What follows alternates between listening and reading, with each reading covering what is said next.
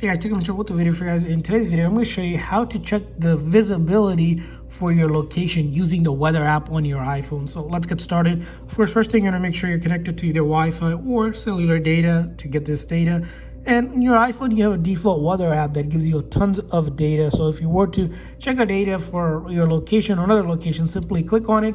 Of course, you'll see the temperature. But if you go down here to the section where you have visibility, it gives you the visibility currently and gives you an idea what that looks like, which means with the 23 miles here, as you can see, it's perfectly clear. But if you click on this, you get a lot more data in terms of the time of the day for that day and more days to come ahead. So if you want to know how the visibility is going to look like for other days as well, you can click on the day, and then also you get a summary what that visibility is going to be like generally for that day here. As you can see here, Monday, the visibility will perfectly clear from 10 to 24 miles, and also gives you an idea as what that looks like.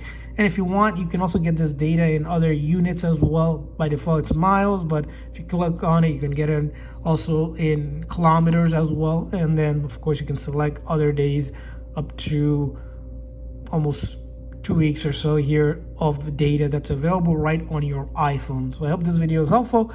If so, please make sure to like and subscribe button. Thanks for watching, guys. See you guys next time.